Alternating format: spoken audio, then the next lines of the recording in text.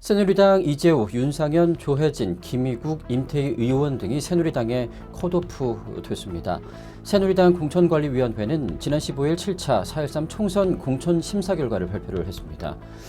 막말 파문을 일으켰었던 새누리당 친박계의 핵심 윤상현 의원과 또 친이계 좌장격이었던 이재호 의원, 또 탈박으로 분류되는 진영 의원이 공천에서 배제가 됐습니다.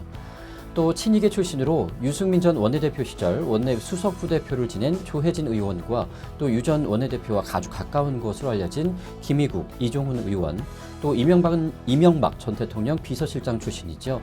임태희 전 의원도 줄줄이 탈락을 했습니다. 유승민 전 원내대표 공천 여부는 이날도 유보가 됐습니다. 하지만 16일 경선을 치르는 쪽으로 좀 가닥이 잡혔다고 하는데요. 위원장은 유 전 원내대표의 공천 발표 연기에 대해서 내부 의견이 통일되지 않아서 여론을 수렴한 뒤에 결정하기로 했다라고 상황을 전하기도 했습니다. 또 대구 3선 비박으로 알려진 주호영 의원은 새누리당 최고위에 재심 신청을 했습니다. 그런데 불행 중 다행일까요? 이 재심 신청이 수용됐다라고 오늘 오전에 소식이 전해졌습니다. 새누리당의 4.13 총선 공천 결과 구주류였던 친이계가 대거 탈락하게 되면서 이제 거의 와해 수준으로 이르렀다라고 몰락이라는 단어까지 좀 나오고 있는 상황인데요. 이 대구발 물갈이 태풍으로 불리면서 막판까지 공천이 미뤄졌던 비박계 의원 12명 가운데 7명이 공천의 문턱을 넘지 못한 셈입니다.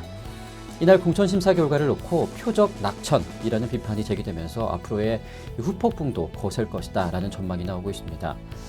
한편 유승민 의원은 자신과 가까운 의원들이 공천에서 탈락했다라는 소식에 위로 전화를 한번 돌린 것으로 전해졌습니다. 조 의원에 따르면 유 의원은 전날 자신의 낙천 소식에 전화를 걸어서 힘내라라고 위로를 했다라고 밝혔지만 구체적인 통화 내용에 대해서는 밝히기는 좀 어렵다라고 입을 열지 않았다고 하는데요. 한편 유 의원은 전날 밤 측근들의 무더기 공천 탈락 소식을 뉴스로 접한 뒤에 이날 새벽 4시 30분부터 대구 자택을 서둘러 나와서 모처에 향한 후에 대응 방안을 지금까지 계속 고민 중인 것으로 전해졌습니다. 앞서 이 전 대통령은 지난해 12월 대선 캠프 출신 의원 송년회에서 내년 이 모임에서 더 많은 당선자가 나와서 만날 수 있었으면 좋겠다라고 경례를 하기도 했지만 그의 꿈이 결국엔 이루어지지 않은 셈이 됐습니다. 이 전 대통령은 이 같은 사실을 비서진과 또 언론 보도를 통해서 이미 확인은 한 것으로 전해졌지만 아직까지 아무런 언급을 하지 않고 있습니다.